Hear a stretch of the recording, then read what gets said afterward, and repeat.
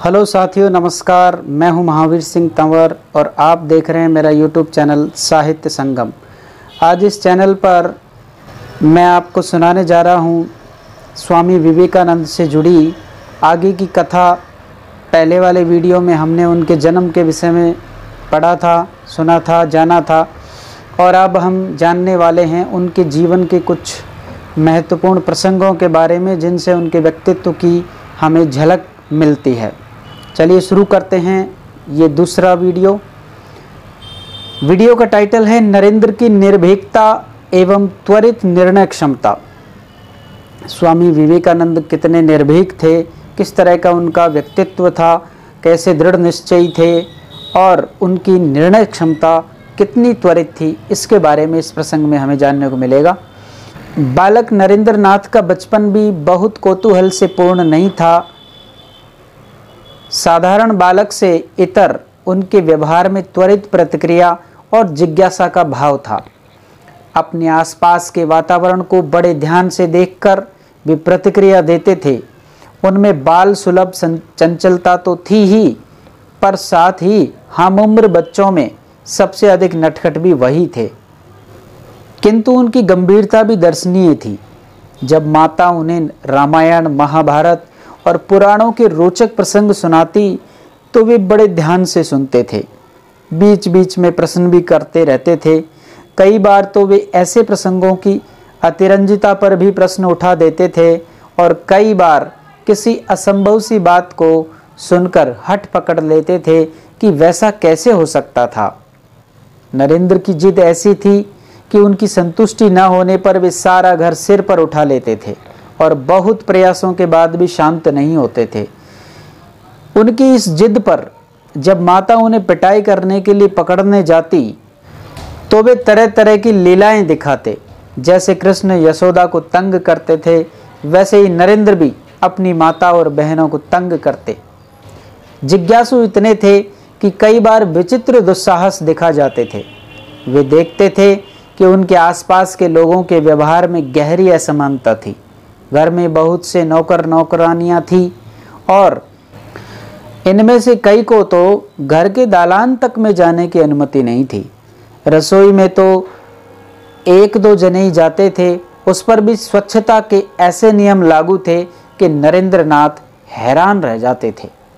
एक दिन रसोई बनाने वाले महाराज स्नान आदि करके रसोई की ओर जा रहे थे तो उन्होंने देखा कि घर का कूड़ा बाहर ले जाने वाली नौकरानी की साड़ी का पल्लू महाराज को छू गया।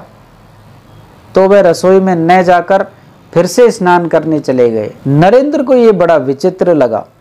अभी अभी नहा धोकर निकले आदमी को फिर से नहाने की क्या जरूरत पड़ गई। माताजी से पूछा तो पता चला कि यह जाति भेद का बंधन था और इसे निभाना ही पड़ता था। इसे सुचिता कहते हैं। नरेंद्र इस तर्क को नहीं मानते थे। उनकी समझ में समाज का अपना बनाया बंधन था जो अन्य तर्कों की कसौटी पर खरा नहीं उतरता था। इसके साथ ही उन्होंने एक और विचित्र बात देखी। उनकी बैठक में जहां कि प्रतिदिन बहुत से लोग आते थे और वे अलग अलग जातियों व धर्मों के होते थे, पिताजी ने उनके लिए अलग अलग हुक्के रखे हुए थे। चटर्जी अंकल का अलग, मुखर्जी अंकल का अलग और अन्य वर्गों के अतिथियों के भी अलग अलग। नरेंद्र को इससे बड़ा कौतूहल होता था कि कोई एक व्यक्ति किसी दूसरे का हुक्का नहीं पी सकता था। जरूर इसमें कोई भेद था। जिज्ञासु नरेंद्र ने एक दिन बैठक में आकर उस समय सभी हुक्कों में एक एक घूंट लगाया। जब वहां कोई नहीं था, सभी हुक्कों से एक ही प्रकार की आवाज और एक ही प्रकार की कसैली हवा निकली। अंतर तो कहीं कुछ नहीं था। वे सोच में पड़ गए। एकाएक नरेंद्र के पिताजी का वहां आगमन हुआ। उन्होंने सोच में पड़े हुए नरेंद्र नाथ को देखकर स्नेह से पूछा, क्या कर रहे हो नरेन? किस सोच में डूबे हुए हो? अन्य कोई बालक होता तो भय से कांप जाता, पर नरेंद्र तो अलग ही मिट्टी के बने थे। उन्होंने सहज स्वर में उत्तर दिया, पिताजी, मैं इन हुक्कों में किसी अंतर का परीक्षण कर रहा था, पर मुझे तो सभी एक जैसे ही लगे।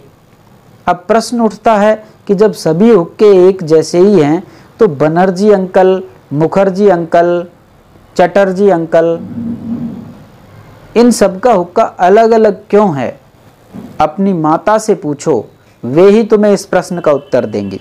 विश्वनाथ जी हंसकर वहां से चले गए। नरेंद्र ने यही प्रश्न अपनी माता से पूछा। बेले, ये जातिगत पद्धति है। माता ने नरेंद्र के सिर पर स्नेह से हाथ रखते हुए समझाया, भारतीय समाज में वर्ण व्यवस्था है। अलग अलग जाति होने से निम्न व उच्च जाति के अपने अपने मानक हैं। कोई किसी अन्य जाति का हुक्का कैसे पी सकता है? यदि कोई एक दूसरे का हुक्का पी ले तो क्या वह पतित हो जाता है, अपराधी हो जाता है? माता के पास इस प्रश्न का स्पष्ट उत्तर नहीं था, तो वे एक क्षण के लिए मौन रह गई। बालक को उस जटिल जाति व्यवस्था को समझाना अत्यंत दुष्कर कार्य था। बेटा, ये जाति का बंधन है, सामाजिक व्यवस्था बनाए रखने के लिए इसका पालन करना ही पड़ता है। यदि मैं इस तरह के बंधनों को ना स्वीकार करूं तो मेरा क्या होगा? नरेंद्र ने गंभीरता से पूछा। तुम अभी छोटे हो, इन बातों को अभी समझ नहीं पाओगे। जब बड़े हो जाओगे तो खुद समझ जाओगे। अभी जाकर खेलो। नरेंद्र समझ गए कि अवश्य उन जातिगत बंधनों का कोई ठोस आधार नहीं था, अन्यथा माता पिता ऐसे टालने वाले उत्तर नहीं देते। वास्तव में नरेंद्र किशोर वैसे ही तर्क और प्रमाण के आधार पर किसी बात की सत्यता को मानने में विश्वास करने लगे थे। इससे उनमें निर्भीकता का भाव भी आ गया था, जो कि हम उम्र बच्चों में नहीं था। वे कही हुई बातों पर जल्दी से विश्वास नहीं करते थे और उसके लिए प्रमाण मांगते थे। नरेंद्र के एक पड़ोसी मित्र के घर के आंगन में एक चंपक पेड़ था। अक्सर कई बच्चे उनके साथ वहां खेलते भी थे। नरेंद्र ठहरे नटखट और चुलबुले। वे पेड़ पर चढ़ जाते और शाखाओं पर झूलने लगते। उन्हें ऐसा करते देख अन्य बच्चे भय ग्रस्त हो जाते। इसका कारण एक भ्रांति थी जो उस घर के बुजुर्ग दादाजी ने इसलिए फैला रखी थी कि घर अथवा पड़ोस का कोई बच्चा उस पेड़ पर न चढ़े। दादाजी ने सबको ये कहकर डरा रखा था, बच्चों, इस पेड़ पर एक ब्रह्म राक्षस का निवास है। तुम लोग इस पर कभी मत चढ़ना, वरना वह ब्रह्म राक्षस क्रोधित होकर तुम्हें हानि पहुंचा सकता है। दादाजी का ये टोटका अन्य बच्चों पर तो काम करता था, पर नरेंद्र कभी इस झांसे में नहीं आए। एक दिन दादाजी ने उन्हें पेड़ की शाखा पर झूलते देखा तो टोक दिया, बेटा, इस पेड़ पर मत चढ़ो। तुम्हें पता है इस पर एक ब्रह्म राक्षस रहता है। वह नाराज होकर तुम्हें पेड़ से धक्का दे सकता है और ऊपर से गिरने पर तुम्हें गहरी चोट लग सकती है। दादाजी, ये ब्रह्म राक्षस क्या होता है? नरेंद्र ने सवाल कर दिया। ये एक भयानक भूत होता है जो अन्य साधारण भूतों की तरह न होकर राक्षस जैसा दिखाई देता है। बड़े बड़े नाखून, डरावनी शक्ल और लंबे दांत। वह देखने में किसी जानवर जैसा हो सकता है और बहुत क्रोधी होता है। उसके आराम में कोई व्यवधान डाले तो उसे क्रोध आ जाता है। उसमें तनिक भी दया नहीं होती। पर मैं तो रोज ही इसी पेड़ पर झूलता हूँ, अभी तक उसे क्रोध क्यों नहीं आया?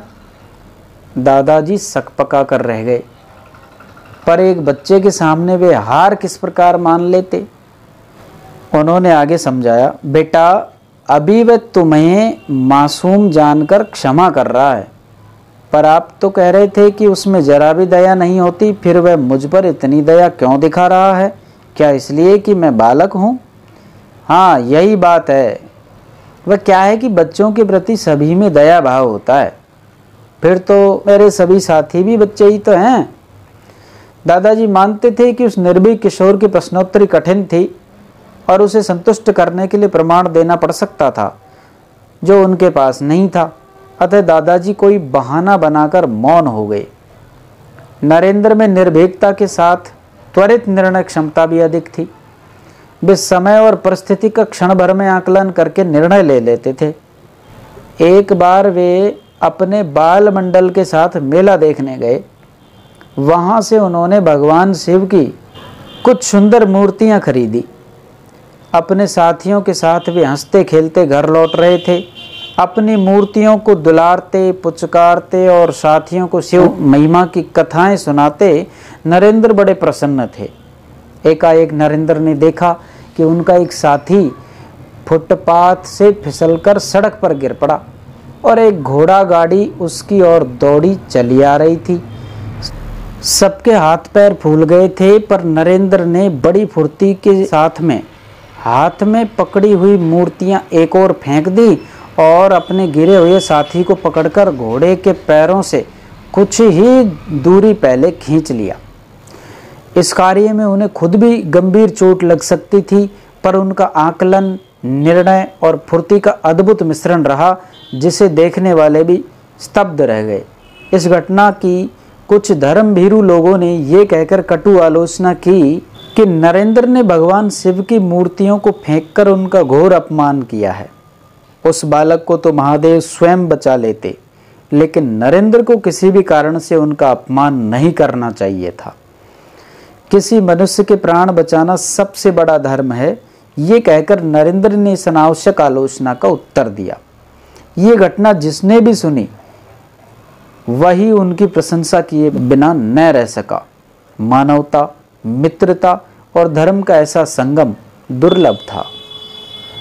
धन्यवाद साथियों, ये था आज का वीडियो और स्वामी विवेकानंद जी की निर्भीकता और उनकी त्वरित निर्णय क्षमता का एक छोटा सा प्रसंग आपके सामने सुनाया। उम्मीद है कि आपको ये प्रसंग काफ़ी प्रेरणादायी लगा होगा और आगे भी आप इसी तरह के और वीडियोस देखते रहेंगे। नमस्कार, धन्यवाद, जय।